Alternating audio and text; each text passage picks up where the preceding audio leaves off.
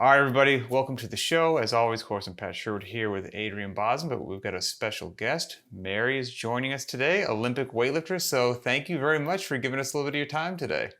Yeah, thanks for having me. For sure. And if anybody is unfamiliar with who you are or what you're about, could you give us just your little short summary of your credentials, if you will, your fitness, strength and conditioning Yeah. background? Well, right now, currently I'm in the sport of weightlifting, so I've been doing that for about 7 years. Um, I just started it kind of because my background lined up with kind of what I do right now. So I was a track and field athlete all through college. I played just about every sport there was as a kid. Liked some more than others, but kind of just experienced a little bit with everything. Started doing some weight training when I was probably sophomore, junior in high school, but didn't really get too serious into it until college when I realized that track was kind of my thing and I could get better at it the stronger I got. So after college, I took some time off and just was kind of like a normal person, we'll call it, and just did like really long walks. And I was kind of sick of doing heavy stuff for a long time, but USA Weightlifting had launched kind of like a transitional athlete program where they were looking for basically weightlifters that were in other sports back in their heyday, and they were looking a lot at throwers, which is what I was. I was shot put discus hammer weight. Um, Okay. Looking at a lot of that stuff, looking at maybe like rhythm and tumbling, gymnastics, other track athletes, perhaps like pole vaulters, things like that. Those really explosive, strong athletes, and then obviously also from CrossFit. So, started weightlifting when I was about 27 years old, a little bit later. So, yeah, now we're about 6.5, 7 years in, and I'm prepping for competing at the Paris Olympics this summer. So kind of a crazy road, but we're here and we made it. Man, Awesome. yeah, that's a great background. That's so cool. I just think that throwing sports in general are so interesting and man, criminally underrated and criminally undershown. You know what I mean? Like it's hard to kind of seek them out, unfortunately, but man, they're so fun to watch when they do come across your radar. How did you get involved in throwing? I feel like that's one of those track events that, It's it kind kind of of, niche. yeah, exactly. You don't just stumble into it Yeah. most times. So I mean, my parents were really good at track. My mom was actually a sprinter. She still holds school records at her high school, like what, 40 years later, however Oh, long. that's cool. So she's got that real fast twitch, and my dad's just a big, strong guy like me. I guess me like him, but Yeah. yeah, he did throwing in high school. He probably focused a little bit more on like the fun aspect of it, and he did it because his friends did it and stuff. And the drinking age is 18 back then, so I know they'd spend some time at the bar during the track meet too. Um, so he did it, and basically, like I said, I did all these other sports, and I was always a bigger girl growing up, broad shoulders, strong, kind of that big, strong athlete. And so I was like, well, I should probably throw because that's what people do. And so I really was not good at it when I first started. I thought I would be better at it. I wasn't that great. And then my freshman year of high school, I got a really, really good coach, and he kind of got me to be pretty good at it. And then I realized it was probably my way to pay for school, and it was. So took it That's pretty cool. through college. And yeah, so I have a fair amount of friends now that are going to be at the Olympics too, which is interesting, but most of them are in track and field. So Hmm. just because of like where I ended up and where I threw and the friends that I made, like I one of my friends is going to be working at the basically the athlete resource center, and she went to the Olympics twice, and we threw against each other. And so like we have all these people that I know and that are going to the Olympics. My track and field coach was an Olympian. So kind of been surrounded by a lot of really great athletes that I think have kind of helped me kind of chase that dream and kind of rely on them for when things get tough. Like, they know what I'm going through. It's not just like, oh, things are hard and someone's like, oh, that sucks. They get it. So yeah, Well, just yeah. that was going to be my follow-up was, okay, throwing is kind of obscure, at least it's not really on most people's radar. You said that you didn't really take to it right away. So what made you stick with it? I mean, I know that it's not always just like, oh, I'm not immediately Yeah. good at it, I'm walking away, but that does happen a lot of times for a Oh lot of yeah. athletes where if they don't see success early, it's like there's no hook. So Right. what was it that kind of kept you in the game there? Like I said, I got a really, really good coach. Basically, he coached at a big high school in Wisconsin where I was from. But he retired. He coached football, boys wrestling, and boys track. So he had this real like, old school like coaching guys kind of attitude, and then he retires and his wife was like, I'm bored, you're bored, go get a job. So he started coaching at my school. We had three throwers, but he was just so good and he had a real intense attitude and kind of just fed and like basically told me like you have potential in this, like you could go to college for this, and I'm like, oh, I don't know about that. And then as things got like further along, I realized like, well, like I'm tall, I'm 5'9", but I'm not basketball tall, and I liked basketball more than track, but I was probably not going to play basketball in college, and realized that I could do track in college, and obviously if you can get school paid for, then you kind of do your best to make that happen. So Yeah. Absolutely. that wasn't the main reason I like really focused on it. I really did fall in love with it and loved it more and more, and actually got into the coaching side of it when I was done. So yeah, it is definitely like a niche sport and like a kind of a weird thing, and people get them all confused with what event is what event, but I like Hmm. it's fun to talk about and show videos and things, and people don't really people aren't surprised when they see weightlifters that transition really well from throwing to weightlifting because it's so powerful and they're so strong. I always say I want to get out of weightlifting before any other throwers find out what it is, because there's people that I'm like, I don't want to do weightlifting against those people because they're very strong and they would be very Oh, good. So 100%. We have a mutual friend of ours, Sarah Hopping Estrella, and she was a thrower at Stanford. Yeah, and she is a powerhouse. I mean, even now, she's a yeah, mom and she's not really as competitive as she used to be, but my goodness, she is just an amazing athlete. It's really cool. yeah, yeah. It's pretty powerful and a pretty cool sport if you see it, which, like you said, most people don't see much of it. Yeah. Of the three kind of disciplines, you mentioned hammer, discus, and Shot was there put. one more? Shot put. The shot put. Yeah. Which one did you enjoy the most? Um, Honestly, whatever was going well that day. Like it Okay. was Yeah. I won a national title in the discus. I was multiple time All-American in the shot put. Like, I mean, I liked all of them. I didn't love hammer, but my coach went to the Olympics in the hammer, so we really couldn't like get out of it. Because that's what she liked. I think she liked all of them, but I would say I was probably better a shot put discus thrower, but I did fine in the hammer too. But yeah, those two were probably my more bread and butter, but I did like all of them. Yeah, cool. Is the footwork as hard to learn as it looks? I mean, the footwork on the hammer It looks particularly, it just looks crazy. like Uh, I mean, it is, but it isn't. Like, we have this boy at the gym who's so one of my new teammates, we kind of recruited her into weightlifting. She was a thrower in college too. She's also super heavyweight like myself, and my coach was a thrower in college too. So it's the three of us, and then one of my best friends that's in Bloomington now. She coaches track at IU at Indiana University, which is in town. And so and then her roommate was a thrower. So we have all these thrower people. And then one of my best friends and teammates, he's a 19-year-old 67 kilo weightlifter, so he's like the oddball, and Is we're that always Hampton? this is Dominic Pulverini, but Dominic. Okay, the okay. same, yeah, he's like the same age and same weight class about as Gotcha. and but we're always Dom's always trying to like learn the footwork, and we're like, oh Dom, it's not that hard. But like we've all done it forever. yeah. So it is, but it isn't. Like you get so many reps in, just like anything we do in weightlifting, or even probably you guys with CrossFit. Like you get so many reps, and I mean, I could go throw hammer right now. Like it wouldn't maybe go super well, but you get so many mental reps, especially since I coached it for so long too. Hmm. Like it is kind of hard to learn, but once you learn it, it's like you can't really forget it. Well, first of all, it should probably just be said, congratulations on qualifying for the Olympics. I mean, Yeah. that's Super cool. crazy. I mean, as we record this, it's early June, Mhm. and the Olympics in Paris are what, late July to like the first week Yep. in August or whatnot. So not too far away. Oh, Are you allowing yourself to like really celebrate it crazy the fact that I'm an Olympian, or you're like, can't let that get in my head? It's we got to buckle down and train. Like what's you're living the experience. yeah. What's it like from your perspective? I would say I will tell you my coach has been begging me to celebrate more. And Okay. be like a little bit more excited about it. But for me, like like I said, I started weightlifting when I was old. Like everybody, my teammates that I'm going with are what, 25, 20, Hampton's 19. Like the other guy, Wes, he's 34, but he's already been to the Olympics. Like for the most part, I started when I was old.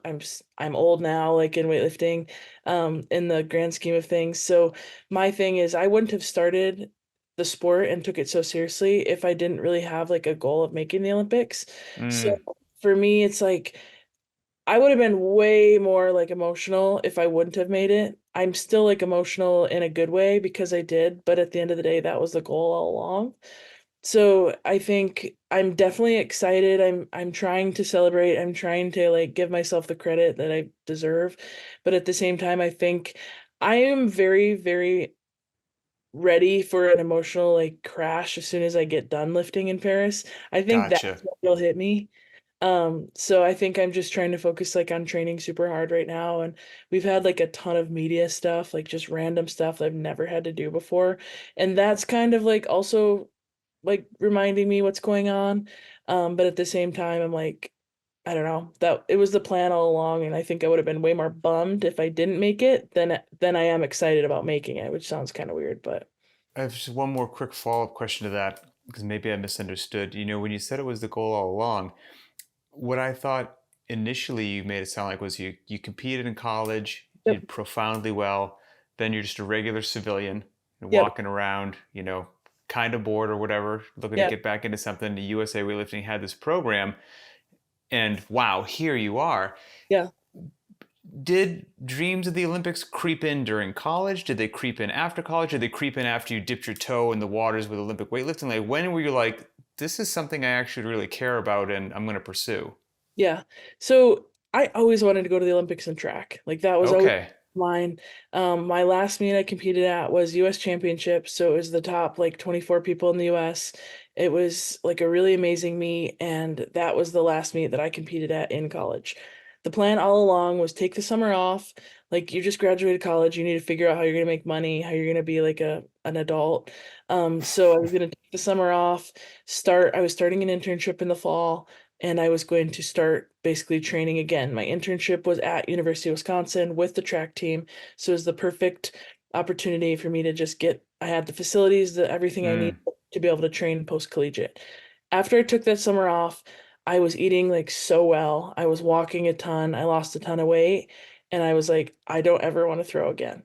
So mm, basically, I kind of that summer I realized like everything that I think I needed to know to throw as far as I need to throw to make the Olympics. I think I already knew, and I think I already hit what I can hit. I don't think I can throw farther. Now interesting. looking back, I think I probably could have because I know a lot more about it now. But at the time, with what I had, I was completely fine with walking away, and I was not sad. I mean, I was sad because it was like a huge part of my life, but I was getting into Sure. thing and I was like channeling it into a new world on the different side of a coach instead of an athlete. When I started weightlifting, I remember Mike called me. Mike is the head of sports performance or like the main Team USA coach.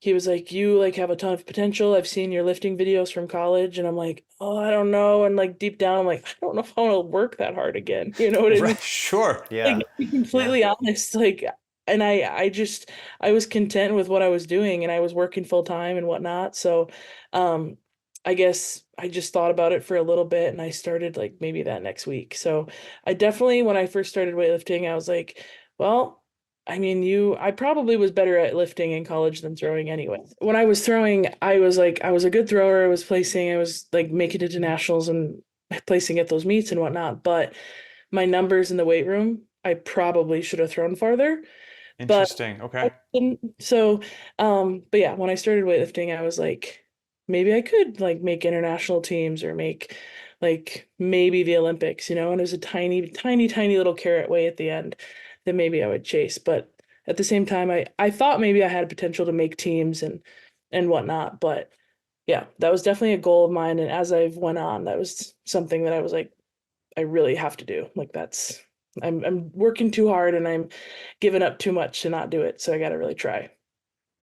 Yeah, right on. So I'm kind of curious as far as the overlap. You said that when you're training for throwing, there's obviously huge strength component to that. So during that part of your athletic career, were you using the pure Olympic lifts, or was it kind of derivatives? Like, what did your strength and conditioning program look like at that point? So we did a little bit of Olympic lifting. We did some like close grip snatch, some things that like were going to help the release, and everything we did. Everything we did for releasing was overhead, you know. Hmm. We did some hang cleans. We didn't do a ton of jerks.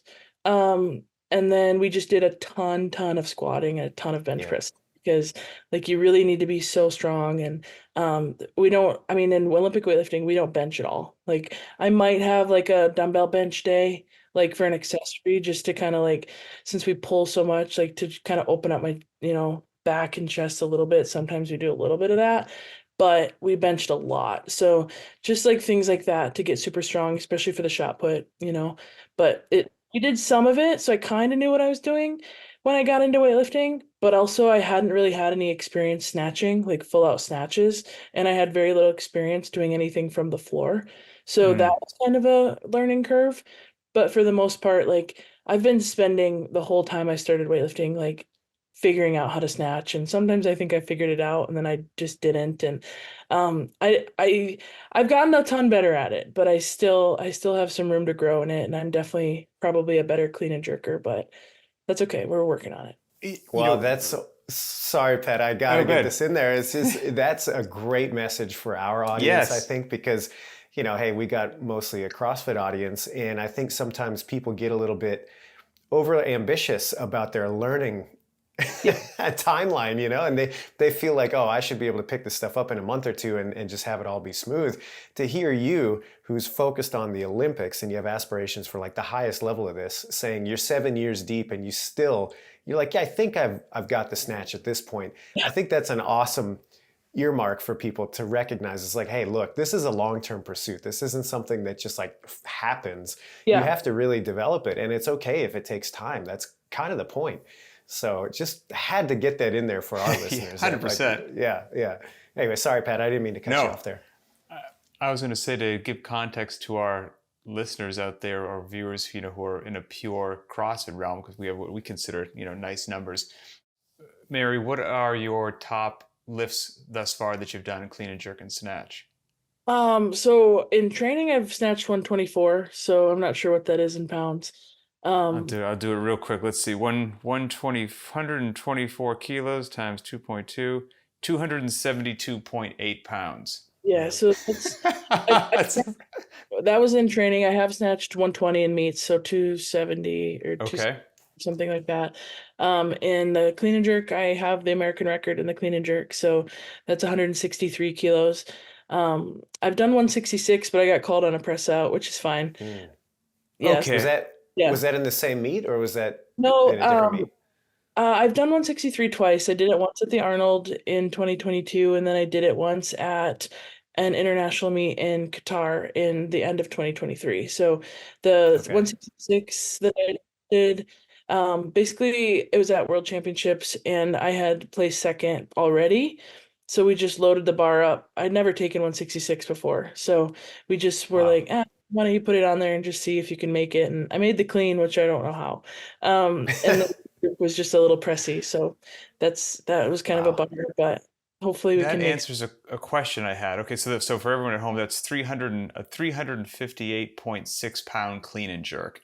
Insane. And Yeah. when I was perusing your Instagram, there's two things that popped out. There's a lot of things that popped out at me, but two. One you touched on previously with the snatch, which I thought was so crazy, because here you are going to the Olympics to represent the United States, and you had some Instagram posts that says something like, for years and years, people have been telling you that you're bad at the snatch. You're bad at the snatch. I'm like, wait, you got to be one of Yeah, the best American women on the yeah, planet at it, which is yeah. crazy. No, I It think just technically speaks to I how can. difficult it is. Oh yeah, I think my coach says that all the time too. Like I'll be like, because people will like, oh, one day you'll figure it out. I'm like, and my coach is like, he'll be the first to say like he's the third heaviest clean and jerk or the third heaviest snatch in U.S. history. Like it's One day not. you'll get it. Yeah, maybe So maybe with a little more practice.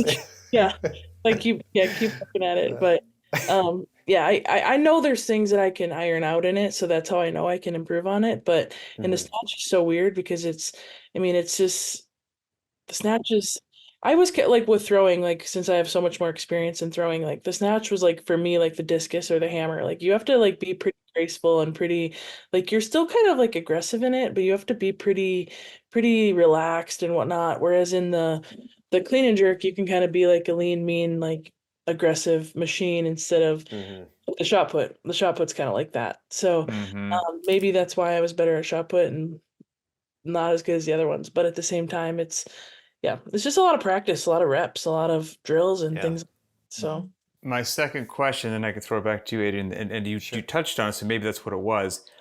Was I was looking through your Instagram and you had an amazing lift, and it was for that 166 kilogram clean and jerk, 365 pounds. yep, And from my inexperienced eye, it looked like you made the lift, and then yeah, the description said that you quote unquote got called for an elbow. And so yeah, what did that mean? Is that the press yeah. out you were talking Yep. about? Yep. So basically, like for us, we basically have to have no rebend in our elbows. So once the bar Mm. is over your head, you're not allowed to rebend your elbows down and then have them rebend and straighten again. So basically, what happened is honestly, like most people were. The funny thing is about that lift is I had so many random people like message me on Instagram saying like, "Oh, I know what to do, like to fix your jerk. Oh, you should do this drill. You should do this drill." And I'm like, honestly, it was just heavy, you know? Yeah, yeah. That's awesome. At the same It was time, really heavy. well, and I've jerked Hmm. 183. Like I've jerked 402 pounds. So like Wow. I I'm like Off the blocks? yeah, off the blocks. Okay. Yeah, Yeah, so like obviously. I'm like not I'm not the type of person that's not willing to listen to people who have advice, but also like my coach and I Yeah. have a pretty good thing. And like I said, I mean I probably have jerked more than most people, most women in the world. So like at the You've end jerked more than a lot of people I know deadlift. Let's just go ahead and Oh put yeah. that out there. Yeah, straight up. so like and I don't go around telling people that. Like I mean it's on Instagram, it's all that. But Right. like at the end of the day, if you have a max effort PR clean and jerk attempt and you miss the jerk because of a tiny little wobble, it's just heavy. Like it was just like I just Hmm. missed it 'cause it was heavy. That was it. I think there's a ton of knowledge wrapped up in that statement too, because I feel like the novice in anything, any discipline, they believe that there's a technical solution. And it's like, well, if only you would have XYZ, you would have made that. It's like, no, sometimes you're at the limit. I mean, that's just the way it is, right? Like that's the entire point Yeah. is, okay, let's see if we can find that limit and then push it a little bit further out. Yeah, sometimes there's not a technical solution. So I think that's really, Yeah. it's really important that people understand that. Um, I wanted to ask you just about, kind of your headspace. I watched that, it was 163, right? The record. I think I watched the one at the Arnold Yeah, yeah, yeah. and it looked easy. I Yeah. mean, did you know right away, you're like, I got this in the bag? And then my follow-up is like, did you feel like you had more in you? Okay, so that's funny. So actually back up in 2020, before like everything shut down at the Arnold with my old coach, my PR clean and jerk was 156 and it was on my second attempt on that day at the meet.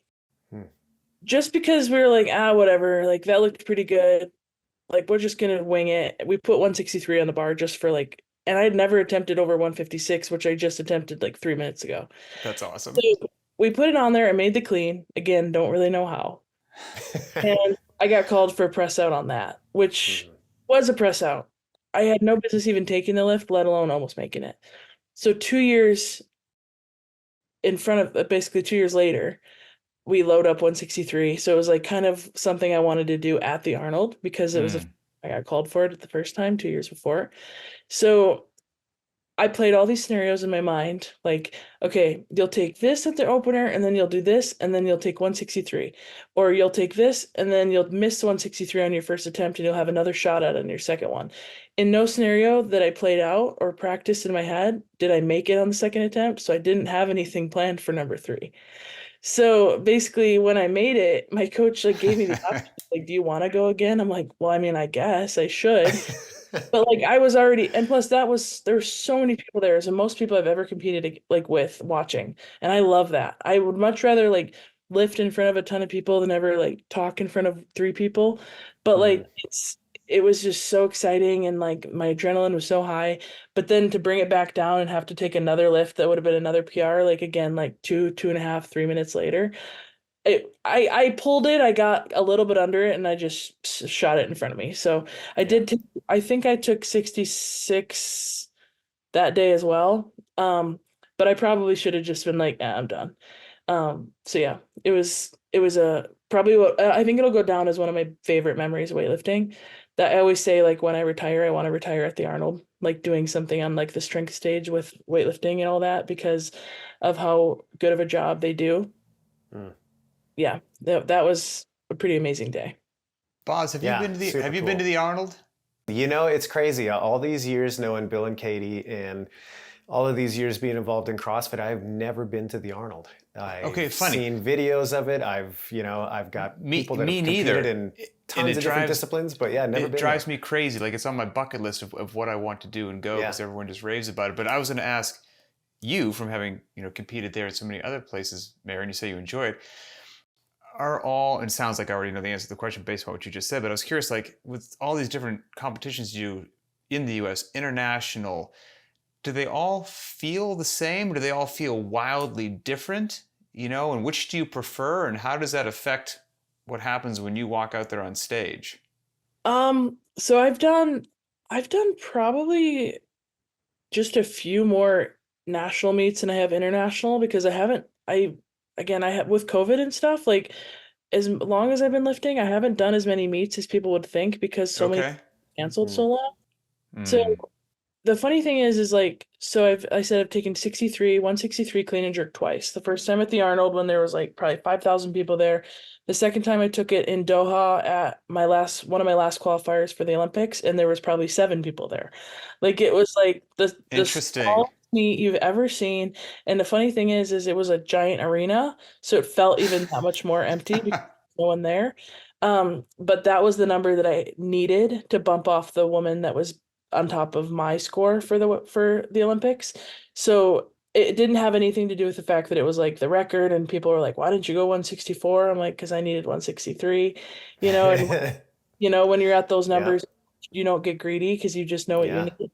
So it is very different, like depending on, especially for like for national meets and international meets, they start with the lightest people, they go to the heaviest people. So if everybody's done, everybody goes home. So by the time I go, there's nobody Huh. there a lot of times, especially international meets when we're paying so much money for people to be staying and whatnot. Mm. So um at national meets, like our national meet or maybe American Open finals or whatnot, there's more people there because say if someone lifts on Saturday night or Sunday morning, like their flight, they can just leave Monday. Like it's not that big of a deal. But if you have a 30-hour travel day going after an international meet, I get it that they don't want to stay, So in a Hmm. lot of countries in these international meets, they don't have a super heavyweight. They don't have like say all of the like maybe a lot of the Asian countries, they don't have anyone that's big, So Hmm. they're out of there for days. So it all kind of depends. They've all been very different. I've competed and I've done well and I've done poorly at meets with tons of people or no people. It all just kind of depends on how things are going. But But I you definitely like a prefer, crowd. yes, I prefer a crowd. And that's another reason why I'm very excited for the Olympics. I know the last time for the Olympics, like even two of our people that are on our team were in the last Olympics and there was no one there. So they flew them out Mm. for like 3 days and they left right away. This Hmm. time we're going to be in Paris for 29 days. I have a ton of family, friends going. So I think it's going to be a pretty amazing opportunity and experience. But yeah, I think there'll be a lot of people. Yeah, that's cool. I had the good fortune to be in Lyon, France recently. We had a semifinal event out there. Oh yeah. Yeah, and even now, like, and Lyon's quite away from Paris, but like the whole country's gearing up, and you can tell. So Yeah. it's, I think it's gonna be really, really cool. Yeah. And you said you're gonna be out there for 29 days, so you're gonna be out there Yeah. almost a month. Yeah. Yeah, we'll be there for a long time. Yeah. I didn't know they were going to be there that long, and my coach did know that, and he knows me well enough to not tell me that until I had to. So, Why? Why is that? You don't like being away from home, or what's I the? don't like being away from home for that long. Okay. I mean, my dogs are already annoying in the podcast, but I got kids at home and my husband's at home and he'll be in France and stuff, but at the same time, like that's a really long time to be away. Sure. Yeah. So especially like, I mean, I'll be 34 this fall. I haven't had a roommate in like 12 years, and I'll have to have a roommate and like things like that. So, Yeah. it's just things that I would prefer it not to be for a month, but also I'm trying to like we've been talking about it. We have a sports psych group with like the other Olympians, and we've been talking about it in the group, like how can we support each other and how can we like do things to be there for each other because we're there so long. And Hmm. we've been kind of everyone's kind of been keeping a list of things they might want to do in France that might be fun or whatnot. So we're trying to be like make the best out of it and make sure we're, having a good time and not getting too homesick. But I'm Yeah. also on the last day of the Olympics, so I'm there Oh, wow. for before I go. Wow. Well, So, well, for like a normal international competition, then what is that normal time frame to travel out, kind of get acclimated, adjust, and then compete? Anywhere this last year, this whole Olympic qualifying, I had 7 international meets, and I was gone anywhere between 7 days and 14. So Okay. basically, it's a good like chunk of time.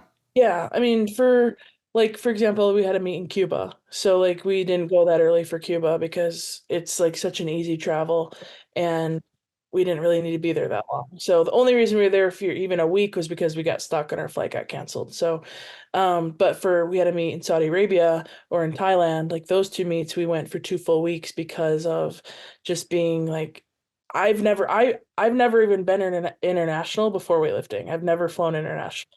So like I wasn't really knowing how I was going to respond to being on an 11-hour difference or something from Hmm. Yeah. and so just being able to kind of feel that out a little bit. But that's another reason why I'm excited for Paris because it's only in like an 8-hour flight and it's not that difference in time. So You'll that'll be be fully acclimated since you're yeah, lifting near the end. I mean, you've been yeah, there a Yeah. full month. You'll be a local by the yeah, time I you get your know, I citizenship. know. Yeah. Right. Uh, you've routinely through this interview uh, referenced yourself as just being so old for an Olympic weightlifter, Yeah. which is, um, I'm almost 20 years older than you. But the what does your training look like as somebody Yeah. in the early 30s solely dedicated on Olympic weightlifting these days? And maybe after you give us a sense of what that looks like, over the course of a week or a singular training session, does that contrast significantly when you look on the platform next to you with an athlete that's 12 years younger compared to what they're doing? Yeah. I would say most of us are doing about the same thing. Okay. Um, it's funny, like it's funny I bring up my age just because everybody's bringing up my age. That's the only reason why I brought it up. Like I've had like a couple interviews lately and I they're like, think you're young. well, someone was like, Same. they were like, tell me about being older than everybody. And I was like, all I wanted to say was I've had more birthdays than everybody else. That's like the only difference. Like, There you go. I mean, 'cause in reality, my training age is quite a bit younger than everybody else, in the sport at least. So, I go Monday, Tuesday, Wednesday, Friday, Saturday. So I go double days, Monday, Wednesday, Friday, and I'll just do primers in the morning. So like maybe a muscle snatch, a power snatch, and then usually a jumping exercise to just kind of like prime me for a heavier afternoon. And then in the afternoon, I'll go basically super heavy volume and intensity snatches on Mondays with some strength work after that, a lot of accessories. Tuesday, I'll do pretty heavy clean and jerk complex usually, and then squats or pulls. Wednesday is kind of like a maybe heavier power snatch or behind the neck jerk or something like that. Um, Thursday I have off, so I do a lot of my body work stuff that day, massage, PT, all of that. Friday, I have my primers, like I said, in the morning, probably a muscle snatch, something to just kind of move around. And then I go heavy Friday afternoon, snatch and clean and jerk, depending on where we are in the cycle, maybe heavy doubles or heavy singles. And then Saturday morning is strength work. So it's usually like a heavy push press, heavy squat, bunch of accessories. So I would say When you, compared to what? so when you say you do heavy doubles or singles, for example, what's the total volume you're doing? How many singles? How many Yeah. doubles? So if I have doubles, I'll probably have maybe 5 to 7 sets of doubles. So I mean, it's probably so much less than everyone's used to that's listening. But if I have heavy singles, maybe up to like 10, maybe 10 heavy singles. Clean and jerk, I'll never do more than 5 or 6. So usually those clean and jerks are probably like in that. I like to try to basically clean and jerk every Friday, like up to 150. So if I don't go in the 150s, then I feel a little anxious at the meets that I'm not strong enough to hit anything over Mm. that. But that's actually a goal of mine this cycle and up to Paris is to clean and jerk heavier in training because I never really have. Because honestly, that's probably where I have a harder time than everybody else because of being a little older, is I don't recover quite as well as I used to. So if I have a bunch of heavy clean and jerks on a Friday, it can take me like sometimes like a week to feel really good. I, and recovery is certainly something either myself, I'm sure Adrian will chat with you about. Before we move on to that, that helps me lay out in my head what your week looks like. And on one of those days where you said you might go in the morning for like a primer session, then you come Yep. back in the afternoon for a heavy lift. How long does that session in the morning take? And then how long does a session in the afternoon take? Like, where your total time in the gym's actually, what do you Um, think roughly? Probably like I get to the gym around 8:30 on primer days and I'll do I have like a hip thing that I do before as a warm up and do my other warm up stuff that my PT gives me. My PT's in the gym, so it's really nice. So you can give me stuff if I like need it. And I probably leave around 10:30. So I'm there for probably 2 hours. And then in the afternoon I get there around 2:45 and I leave around 5:30 to 6. So Okay. and I chat a lot too. So That's I awesome. I try to get there a little early so I can get my chatting out with my teammates in my gym. But I'm probably like actually working out probably like 3 hours, like out of the like Okay. 4.5 or 5. Like, My final question for yeah, you, I'll shut up and Bob's going to say something is when out of curiosity now, maybe it's on you're doing your doubles or you're doing your singles, or it's like you said, one of your heavy squat days or something like that, just strength training. What typically do you take for a rest period between your heavy lifts? yeah. So if a lot of times I'll set a timer for myself. Sometimes, honestly, what I'll do most of the time is I record all my sets and I'll kind of just look back on what time it was that I did that last set. And I'll just look at the phone, like what time I did it. Mm-hmm. I don't like to take more than like 3 minutes between a snatch. I think I feel Hmm. even if it's heavy, I feel a little bit more like I'm on a rhythm and kind of can get in a groove. If it's super heavy, if I'm like in the one like the high teens and the 20s, like I might take another minute or so. But clean and jerks, I probably take 5, 6 minutes in between sometimes. And then squats probably like the same. So um, I would say squats sometimes I rest maybe too long, but if I'm squatting really heavy, usually I just feel until I'm ready. So I love that. Thank you. I mean, I was actually personally very curious, but I also think hopefully that's illuminating for some of our audience. I don't want to speak for a lot of the CrossFit community, but now I will. yeah, I think that a lot of people rush their rest periods yeah, between heavy back squats and then wonder why they're not squatting more. So to hear how long, you yeah. know, different people take, I'm always curious. Yeah. It's funny. So I actually coach weightlifting too. So I have about 20 athletes I coach online. And some of them came from CrossFit or still do CrossFit. And I had this woman the other day and she was like, I feel bad even saying this, but she'll be fine. I'll tell her it's fine. She's like, are you okay with me doing like taking a short break in between these snatch doubles instead of touch and go? I was like, whoa, I never said touch and go. I was Good old and CrossFitter right there. Yeah. and she does a lot of CrossFit and like another woman, she was like for push press, for example, like I push press off the block. So I'll push press, I'll drop it and I get reset and I get reset in between each one. And this woman was doing she came from CrossFit too, and she was doing her push press.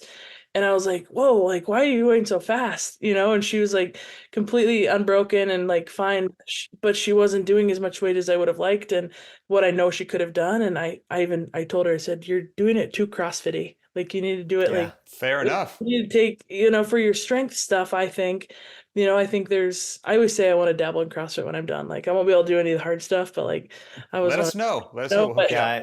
I um doubt that you won't Yeah, be well, able to do any of I the exactly. mean, hard I stuff. couldn't do like all the like the I don't know, muscle ups and all that stuff, but like I would like to do some of the like more, what do they call it, like scaled stuff. That would be kind Oh of yeah, fun. you'll have fun. Yeah. But yeah, I told her, I was like, no, like you're not gonna get as strong as you want on these if you are doing it like that fast. Like it's okay to take a short break. Not even a break, but like take a breath. Yeah. Reset. Yeah. Yeah, So I'm I'm always glad you curious on said the that. kind of along the same lines, how long does it take you to get to that top set for the day? Like, what's yeah. that ramp up process like? So for snatches, it takes a long time and I take a lot of warm-ups. I take more warm-ups than most people. I start lighter than most people that would end up where I end up. Just because I really need to fill it out and I do need to warm up like my hips and my shoulders Oh, and you're an older athlete, yeah, Mary. yeah, yeah. Like my shoulders especially, like if I jump right into it, like I'm like I have a teammate that's 24 and she was at like 115 kilos the other day on the cleans when I hadn't put my shoes on. And I was like, oh my God. Like and it's just kind of, I do have to fill it out because I warm up because if I snatch first and then I clean and jerk next, I can jump really quick into heavier clean and jerks because I'm already warmed up. And Mm. honestly, sometimes I'm just like, I don't want to be here all day. So like I'll take bigger jumps in clean and jerks and snatch. I'll take like 5, 10 kilo jumps as I'm warming up and then jump it down to 5 probably.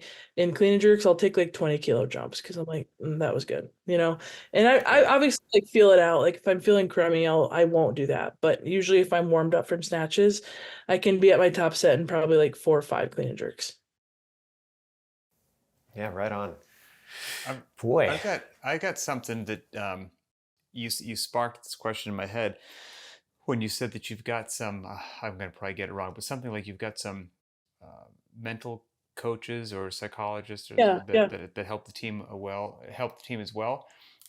Do you get any sense as to how much of doing what you're doing at the level that you're doing it on the world stage, not the national stage, the world stage, is like, look, we've got this man or woman and they've got this contractile potential, and here are their squat, dead, press, jerk numbers. Like they've on paper they look amazing, but between the years they fall apart, or vice versa. Like how much is it the pure numbers that goes into being able to represent your country and walk out there, and then how much is the mental side of the sport that maybe because people just see the lifts, they don't know what's going on between the ears of the athlete. So could you speak to that a little bit? Yeah. I meet with my woman once a month or once a week, sorry.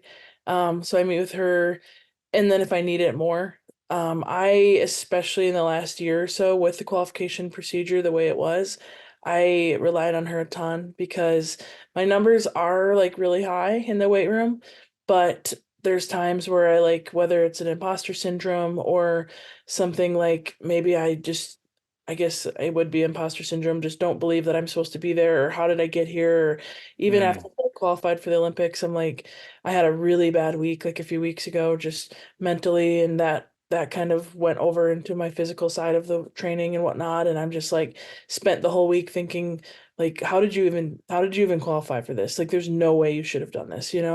And it's like I've been trying to working with my sports psych and even like talking to my parents and my husband and stuff, like trying to let myself feel joy for the whole thing and like let myself like have fun too because that's like been the hardest thing is just having a good time. And even though I mean I pay my bills from weightlifting, but I also have to have fun with it or it's not gonna be something I pay my bills with for very long. Yeah.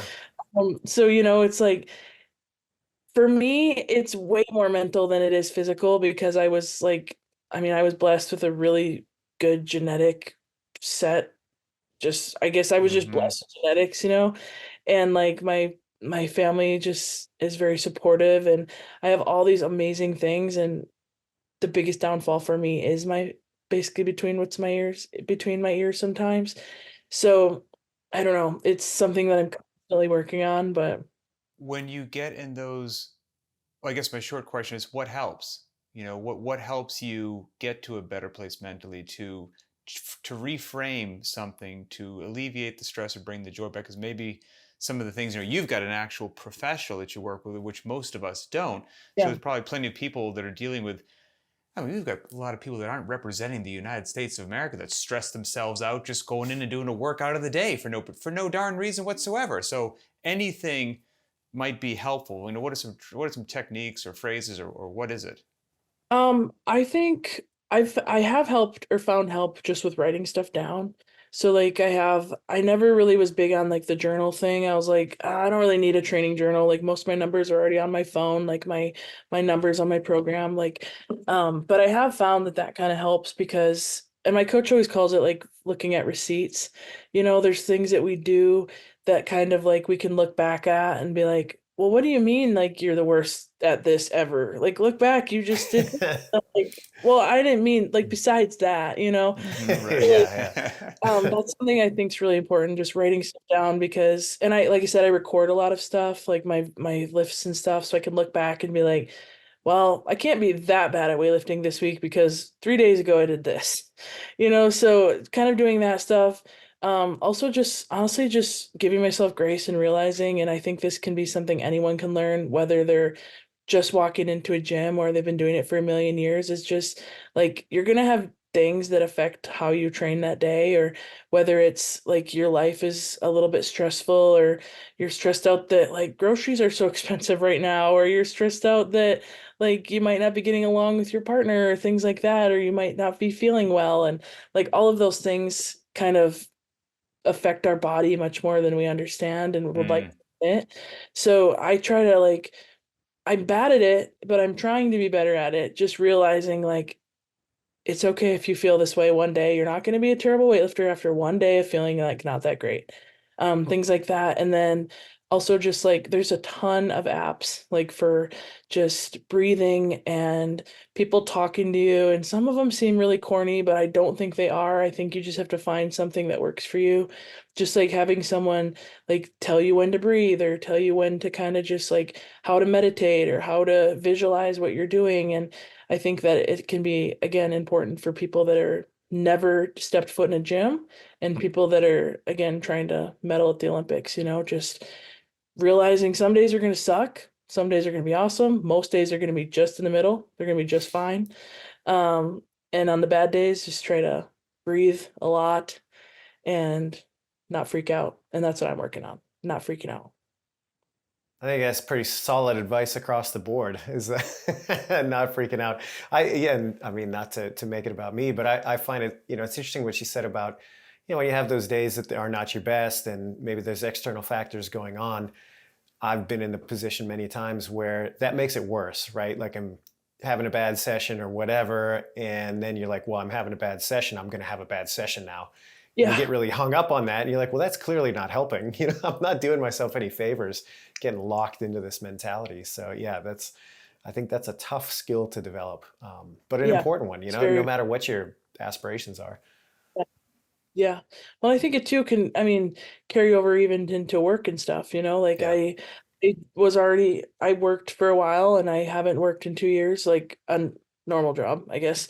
I do the coaching thing and stuff, but I haven't worked like a normal job in a while. And I think that the things I'm learning now will kind of help me later when I do get back to work, whenever that may be. But and I think we can learn other things in the gym that will carry over into work and relationships and things like that. So Hmm. especially when I'm doing stuff that's super hard, because I've found like I like to reflect on the things that I've done physically that I'm like, that was so hard. Like I hated every second of that when I was doing it and I couldn't wait for it to be over. And then I finished it. And then when things get hard again, I'm like, even if it has nothing to do with what I did on that day in training, I'm like, I did that, I can do this.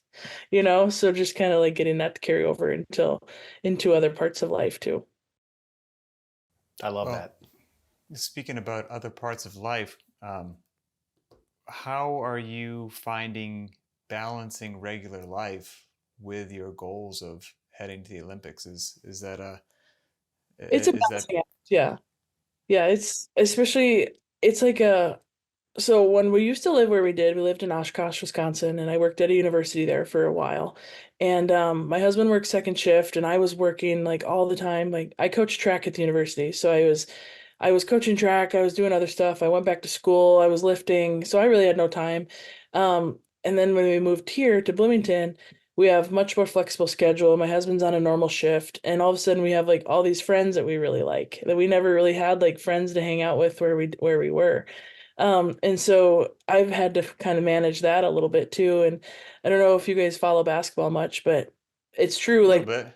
people are like freaks about basketball in Indiana, and my husband and I fell into the trap. And all like we so many basketball games and like so much. I mean, even like the Indiana Fever, like with Caitlin Clark, like we're like we have to go to the Fever games, you know.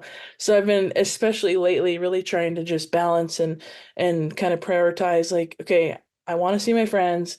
I want to do some fun stuff, but at the same time, like I need to make sure I feel really good for these heavy training days. And I used to hear people say that stuff and be like, okay, it's not that hard. But that was like that was when I wasn't trying to hit the hugest lifts I could hit.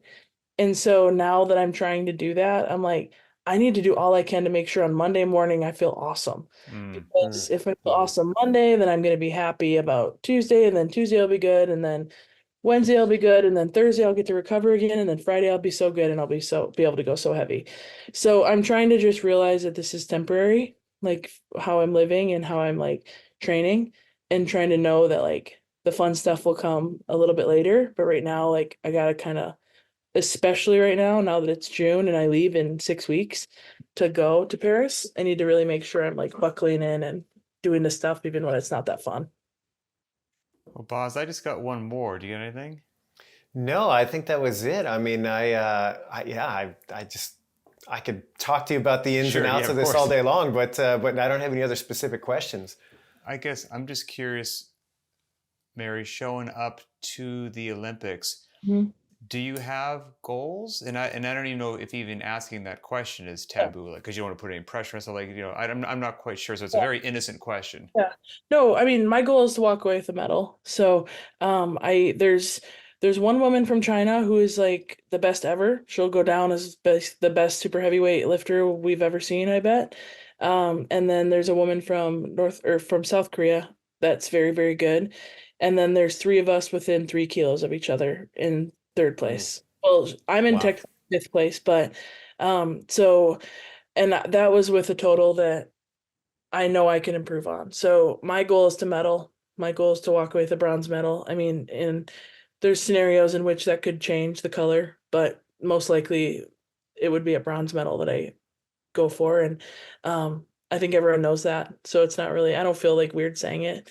So Hmm. yeah, that's the goal. Other than that, just make lifts. Like I'm doing nationals in a couple weeks, which I haven't done in a couple years. And in the past, I've hated nationals because I've always had to use nationals to make international teams, and that was always really hard for me. And now that I'm like on the teams, like it should be just like fun and relaxing and like go and make lifts and have a good time. So I'm a little bit excited about that, and hopefully we can use that as kind of a little fun opportunity to get ready for Paris. But yeah, that's the goal. Walk home with a medal, and then after that, we'll see if I want to keep weightlifting. Well, Man, yeah, well, let's say people want to follow your journey, want to keep up with you on Instagram. They've become fans. How can they do that? Yeah, my Instagram's just my name, so Mary Theisen-Lappen. So not super hard. I mean, it is a long last name, but I'm dumb and hyphenated it. So yeah, that's where I find that's where I share most of my stuff. That's where I would communicate with anybody if they wanted to reach out. yeah, Well, awesome. Well, best of luck in the upcoming training, and we'll all be rooting for you for sure. So that's exciting times. Thank you so much. yeah, my wife is an absolute Olympics lunatic, like a fanatic fan, and it's one of her life's goals to just to go as like our Yeah. family vacation and be Yeah. in the crowd. So I'll probably be there eventually, but I guarantee the television will be on here in my household, and Oh, so 2 weeks we'll be straight. we'll be rooting for you. Yeah. It's pretty awesome. Yeah. Thank Yeah. you for your time. Thank you for your hard work. Thank you for representing the U.S. That's Yeah. incredible, Yeah. and we wish you nothing but the best, Mary. Thanks. Thank you very much.